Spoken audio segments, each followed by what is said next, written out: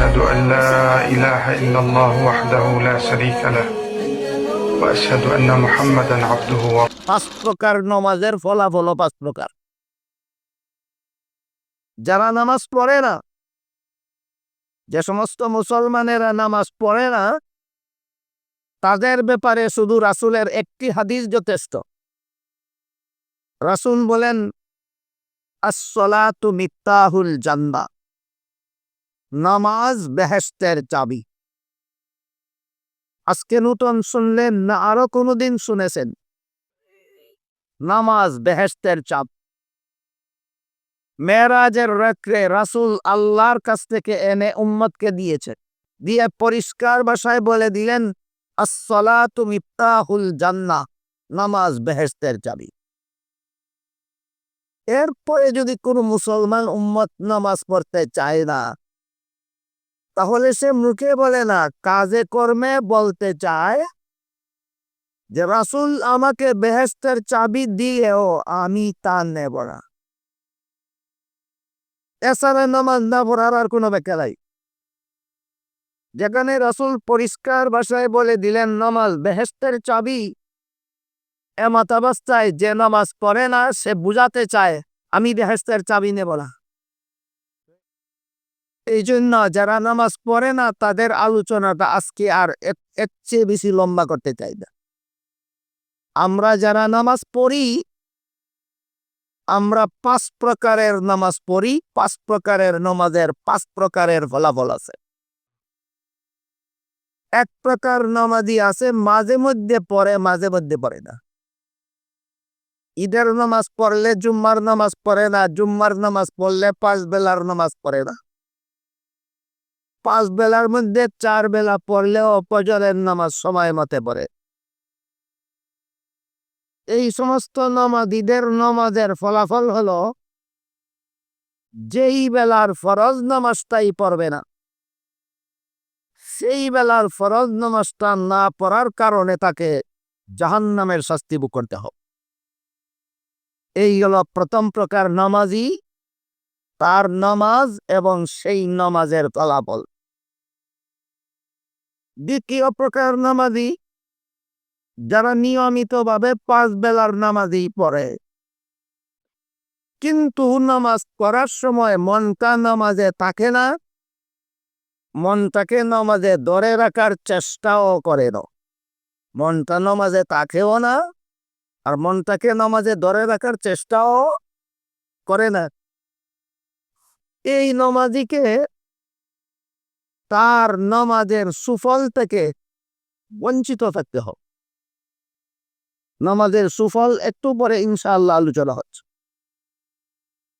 তৃতীয় প্রকার নামাজি হলো যারা নিয়মিতভাবে পাঁচ বেলার নামাজ পড়ে, মনটা নামাজে থাকে না।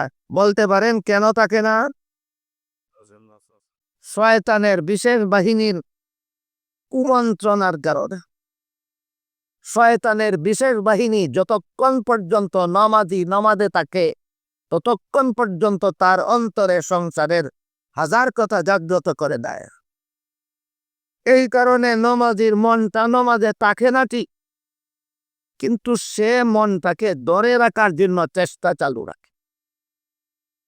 এ পর্যায়ে আমাদের বোঝার দরকার, শয়তানের কুমন্ত্রণায় মন আমাদের নামাজে থাকে না, এমত অবস্থায় আমরা মনটাকে নামাজে ধরে রাখবো কিভাবে? এক হাদিস, প্রসিদ্ধ একটি হাদিসের নাম হাদিসে জিবরিল। তাতে উল্লেখ আছে জিবরিল ফেরেশতা রাসূলকে জিজ্ঞাসা করেছিলেন, মাল ইহসান, নির্ভেজাল ইবাদত কিনা? জবাবে রাসূল বলেন, আনতা আবুদাল্লাহ কাআন্নাকা তারাহু ফাইন লাম তাকুন তারাহু ফাইন্নাহু ইয়ারাক। নির্ভেজাল ইবাদত হলো এমন ভাবে মনোযোগের সাথে তুমি ইবাদত করবে যেন তুমি আল্লাহকে দেখতেছ। যদিও দুনিয়াতে চর্মচোখে আল্লাহকে দেখার কোনো ব্যবস্থা নাই, কিন্তু অন্তত তুমি এতটুকু ধ্যানে মগ্ন হও যদি, যে আমি আল্লাহকে না দেখলেও আল্লাহ আমাকে দেখতেছেন, এতটুকু ধ্যানে মগ্ন হয়ে ইবাদত করলে সেটাও নির্ভেজাল ইবাদত। আপনারা কি মনে করেন আল্লাহ কি সর্বাবস্থায় আমাদের দেখেন? এখান থেকে মুফাসসিরিনে কেরাম তাফসীরের কিতাবে লিখেছেন, কোন মুসল্লি যখন টের পাবে মনটা তো আমার নামাজে নাই, মন তো চলে গেছে দোকানে, মন তো চলে গেছে খেতে খামারে, মন তো চলে গেছে ব্যবসা বাণিজ্যে, মন তো চলে গেছে দেশ বিদেশের ভ্রমণে, তখনই যদি ধ্যান করে আল্লাহ আমাকে দেখতেছে, মন আবার নামাজে ফিরে আসবে। আবার যখন টের পাবে মন চলে গেছে সংসারে, আবার যখন ধ্যান করবে আল্লাহ আমাকে দেখতেছে, আবার মনটা নামাজে ফিরে আসবে। এই চেষ্টাটা যদি নামাজের শেষ পর্যন্ত চালু রাখে, তাহলে ফাঁকে ফাঁকে যে শয়তান তার মন নিয়ে গেছিল, সেই অপরাধ আল্লাহ তাকে মাফ করে দিবে। তৃতীয় প্রকারের নামাজ, চতুর্থ প্রকারের নামাজ, শয়তানের বিশেষ বাহিনী যখন দেখে যে লোকটার এই নামাজের মন আমরা সংসারে নিয়ে গেলেও সে মনটাকে আবার নামাজে ফিরিয়ে নিয়ে আসে, যে কারণে সে আল্লাহর কাছে ক্ষমার যোগ্য হয়ে যায়, কাজেই তার মন সংসারের কাজে নিয়ে আমরা উপকৃত হতে পারলাম না, তাকে ছেড়ে দাও। যার মনকে একবার মার্কেটে নিয়ে গেলে আর ফিরিয়ে আনে না, তার কাছে যাও। শয়তানের বাহিনী যখন এই মুসল্লির মন সংসারে নিয়ে যাওয়ার চেষ্টা ছেড়ে দেয়, তখন এই মুসল্লি শুরু থেকে শেষ পর্যন্ত আল্লাহর ধ্যানে মগ্ন অবস্থায় নামাজ আদায় করতে পারে। এটা হলো চতুর্থ প্রকার নামাজ। চতুর্থ প্রকার নামাজের এই হইল তার ফলাফল। এই নামাজ সম্পর্কে আল্লাহ কোরআনে বলেন, ইন্নাস সালাতা তানহা আনিল ফাহশাই ওয়াল মুনকার, নিশ্চয়ই নামাজ নামাজীকে সকল রকমের গুনাহ থেকে বাঁচায়। কোন নামাজির নামাজ? যে নামাজি শুরু থেকে শেষ পর্যন্ত আল্লাহর ধ্যানে মগ্ন থাকতে পারে। এমনি আল্লাহর ধ্যানে মগ্ন থাকা যায় না, বিশেষ সাধনার দরকার হয়। সেই সাধনাটাই আমি বলে দিলাম আপনাদেরকে। মুফাসসিরিনে কেরাম তাফসীরের কিতাবে সাধনাটা লিখেছেন, যখনই আমি দেখব মন আমার সংসারে চলে গেছে, তখনই ধ্যান করব আল্লাহ আমাকে দেখতেছে, মন সংসারে থাকবে না, আবার ফিরে আসবে। আবার যখন দেখব মন সংসারে চলে গেছে, আবার ধ্যান করব আল্লাহ আমাকে দেখতেছে, মন আবার নামাজে ফিরে আসবে। এই সাধনাটা যখন চালু হয়ে যায়, তখন শয়তানের স্পেশাল বাহিনী তার মনকে আর বাইরে সংসারে নিয়ে যাওয়ার চেষ্টা করে না। তখন মুসল্লি শুরু থেকে শেষ পর্যন্ত আল্লাহর ধ্যানে মগ্ন অবস্থায় নামাজ পড়তে পারে। এই রকম নামাজ যাদের হাসিল হয়ে গেছে, তাদের ব্যাপারে আল্লাহ বলেন, এদের নামাজই এদেরকে সব রকমের গুনাহ থেকে বাঁচায়। একটু বোঝার চেষ্টা করি কিভাবে বাঁচায়। যে মুসল্লির মনটা সংসারে চলে গেলেই ধ্যান করে আল্লাহ আমাকে দেখতেছে, এই মুসল্লিকে কোন গুনার সুযোগ পেলে আল্লাহ আমাকে দেখতেছে কথাটা মনে হবে না? এই হইল মূল ব্যাপার। এই মুসল্লি যখনই সংসারের কোনো কাজে যাবে আর কোনো গুনার কাজের সুযোগ পাবে, সাথে সাথে মনে হবে আল্লাহ আমাকে দেখতেছে।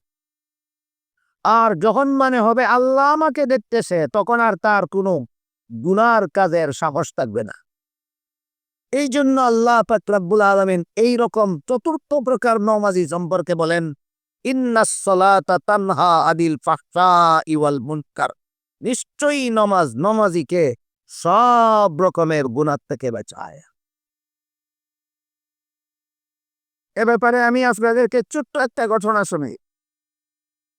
হযরত উমর ফারুক রাদিয়াল্লাহু তাআলা আনহু দেশে আইন করে দিলেন, ব্যবসায়ীরা যেন দুধের মধ্যে পানি মিশিয়ে ভেজাল না করে, অসৎ উপায়ে যেন ব্যবসা না করে, সব উপায়ে যেন ব্যবসা করে। এমত অবস্থায় খলিফা উমর আবার রাত্রিবেলা ছদ্মবেশে ঘোরাফেরা করে প্রজা সাধারণের অবস্থা তদন্ত করতেন, যাচাই করতেন। এক রাত্রে খলিফা উমর ঘোরাফেরা করতে করতে একটা জীর্ণ শীর্ণ ঘরের সামনে গভীর রাতে গিয়ে দাঁড়ালেন, দরজা জানালা বন্ধ করা ঘরের ভিতর। একটা মেয়ে তার মাকে বলতেছে, দুধে পানি মিশাও, রাত পোহায়ে দুধ বেচতে হবে। মেয়ে তার মাকে বলে, দুধে পানি মিশানো খলিফা উমরের নিষেধ। মা বলে, এত গভীর রাতে দরজা জানালা বন্ধ করা ঘরের ভিতরে খলিফা উমর দেখবে না। বুঝে তাকে বলুন তো, খলিফা উমর তখন কোথায়? ঘরে সব, তিনি বাইরের থেকে শুনতেছেন। মা তার মেয়েকে বলতেছে, খলিফা উমর তো দেখবে না। মেয়ে মাকে জবাব দিল, খলিফা উমর না দেখলেও আল্লাহ তো দেখবেন। তাহলে দুধের মধ্যে পানি মিশাবার মতো বেজাল থেকে কোন ধ্যান ধারণা মেয়েটাকে বাঁচালো? আল্লাহ আমাকে দেখতেছেন, এই ধ্যান ধারণ। এইটা নামাজের শিক্ষা। নামাজের মাধ্যমে আমরা যেদিন এই কথা অন্তরে বদ্ধমূল করতে পারবো যে সদা সর্বদা আল্লাহ আমাকে দেখতেছেন, তখন একটি মুহূর্তের জন্য আমার গুনার কাজের সাহস থাকবে। তাই এই রকমের নামাজ যাদের সাধন হয়ে যায়, তাদের ব্যাপারে আল্লাহ বলেন, ইন্নাস সালাতা তানহা আদি ফাহশাই ওয়াল মুনকার, এদেরকে এদের নামাজ সব রকমের গুনাহ থেকে বাঁচায়। গেল চতুর্থ প্রকার নামাজ। পঞ্চম প্রকার নামাজ হলো যে নামাজি নামাজে দাঁড়িয়ে আল্লাহর সাথে কথাবার্তা বলার দ্বারা যে আনন্দ পায়, জগতের আর কোনো কাজের দ্বারা সেই আনন্দ পায় না। এটা হলো পঞ্চম প্রকারের নামাজ। এটাকে নবীগণের নামাজ বলা হয়। এজন্যই এক হাদিসে রাসূল করিম সাল্লাল্লাহু আলাইহি ওয়াসাল্লাম বলেন, আল আম্বিয়াউ আহিয়াউন ফি কুবুরিহিম ইউসাল্লুন, আও কামা ক্বালা আলাইহিস সালাতু ওয়াসসালাম। রাসূল বলেন, নবীগণকে দাফন করা মাত্রই আল্লাহ তাদেরকে জীবিত করে দেন। নবীগণ রওজা শরীফে জীবিত অবস্থায় নামাজ পড়েন। নবীগণ রওজা শরীফে মৃত থাকেন না জীবিত থাকেন, অবসর বসে থাকেন না নামাজ পড়েন, আল্লাহর রাসূল বলেন ফি কুবুরিহিম ইউসাল্লুন, নামাজ পড়েন।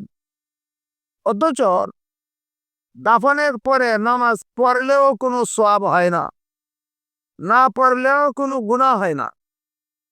মরণের পরে কোনো আমলের দ্বারা সওয়াবও নাই, কোনো আমলের গুনাহও নাই।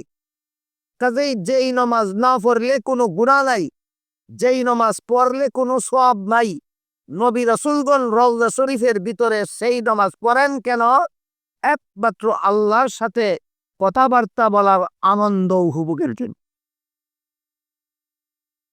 এই জন্যই নামাজকে মুমিনদের মেরাজ বলা হয়। মুহাম্মদুর রাসূলুল্লাহ সাল্লাল্লাহু আলাইহি ওয়াসাল্লাম মেরাজের রাত্রে আল্লাহর সাথে সাত আসমানের উপরে আল্লাহর সাথে সাক্ষাতে কথাবার্তা বলেছিলেন। রাসূলের প্রথম সাক্ষাতের কথাই ছিল, আত্তাহিয়াতু লিল্লাহি ওয়াস সালাওয়াতু ওয়াত তাইয়্যিবাত।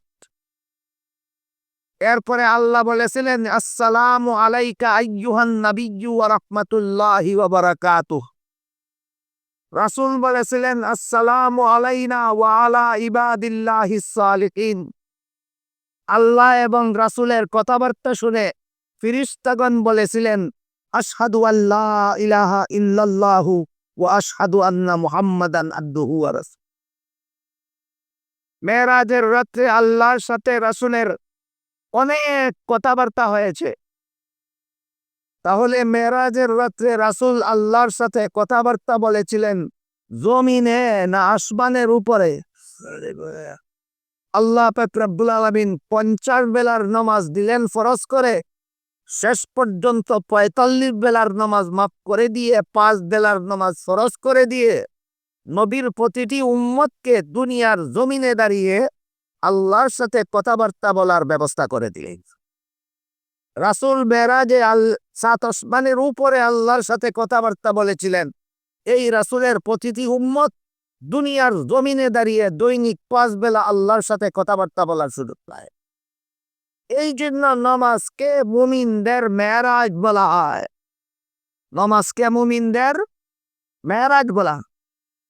নামাজে দাঁড়িয়ে মুমিন মুসলমান আল্লাহর সাথে কিভাবে কথাবার্তা বলে, হাদিস শরীফে উল্লেখ আছে, রাসূল বলেন, মুসল্লি যখন সূরাতুল ফাতিহা পড়তে থাকে, প্রথম আয়াত যখন পড়ে আলহামদুলিল্লাহি রাব্বিল আলামিন, আল্লাহ তার জবাবে বলেন হামিদানি আব্দি, আমার বান্দা আমার প্রশংসা করে। বান্দা যখন বলে আর রহমানির রহিম, আল্লাহ তার জবাবে বলেন আসনা আলাইয়া আব্দি, আমার বান্দা আমার গুণগান গাই। বান্দা যখন বলে মালিকি ইয়াউমিদ্দিন, আল্লাহ তার জবাবে বলেন মাজ্জাদানি আব্দি, আমার বান্দা আমাকে সম্মান করলো। বান্দা যখন বলে ইয়্যাকা না'বুদু ওয়া ইয়্যাকা নাস্তাঈন, হে আল্লাহ একমাত্র তোমারই ইবাদত করি আর তোমারই কাছে সাহায্য চাই, আল্লাহ বলেন যালিকা বাইনি ওয়া বাইনা আব্দি ওয়া লিআবদি মা সাআল, আমার বান্দা একমাত্র আমারই ইবাদত করে আর আমার কাছেই সাহায্য চায়, কাজেই বান্দা তুই আমার কাছে যা চাইবি সব দান করে দেব। বুঝে থাকে বলুন তো, আল্লাহর সাথে কথাবার্তা হয় কোথায়? নামাজের ভিতরে। এই জন্য নামাজকে মুমিন মুসলমানের মেরাজ বলা হয়েছে। রাসূল করিম সাল্লাল্লাহু আলাইহি ওয়াসাল্লামের মেরাজ হয়েছিল 7 আসমানের উপরে, আর রাসূলের উম্মতগণের মেরাজ হয় জমিনে নামাজের ভিতরে। কত পঞ্চম প্রকারের নামাজি হতে পারে। পঞ্চম প্রকারের নামাজি যারা, তারা নামাজের ভিতরে সরাসরি আল্লাহর সাথে কথাবার্তা বলে। আমি যেই কথা বলতেছিলাম, আল্লাহ যে কোরআনের আয়াতে বললেন ইন্নাস সালাতা তানহা আনিল ফাহশাই ওয়াল মুনকার, নিশ্চয়ই নামাজ সব রকমের গুনাহ থেকে নামাজিকে বাঁচায়। বুঝে থাকলে বলুন কোন প্রকারের নামাজ? চতুর্থ প্রকারের নামাজ। যেই নামাজি নামাজের শুরু থেকে শেষ পর্যন্ত আল্লাহর ধ্যানে মগ্ন অবস্থায় নামাজ আদায় করতে পারে। আর এই অবস্থাটা কি হঠাৎ করেই অর্জন করা যায়, না একটা সাধনা করতে হয়? সাধনাটা একেবারে কঠিন নয়, একেবারে সহজ। সাধনাটা হলো নামাজে দাঁড়ানো অবস্থায় যখনই আমি টের পাবো মন চলে গেছে সংসারে, তখনই শুধু ধ্যান করব আল্লাহ আমাকে দেখতেছে। বলুন তো, এই কথাটা ধ্যান করা কি কষ্টের কথা? কোনো পরিশ্রম হবে? শুধু স্মরণ রাখলেই হবে যে নামাজে দাঁড়ানো অবস্থায় যখনই আমি দেখব মন আমার সংসারে চলে গেছে, তখনই আমি ধ্যান করব আল্লাহ আমাকে দেখতেছে, তাহলে মন আবার নামাজে ফিরে আসবে। আর আল্লাহ আমাকে দেখতেছে, এই ধ্যান আমাকে নামাজের বাইরেও সব রকমের গুনাহ থেকে বাঁচায়। আল্লাহ আপনাদের আমাদের সবাইকে ওই নামাজ অর্জন করার তৌফিক দান করুন যেই নামাজ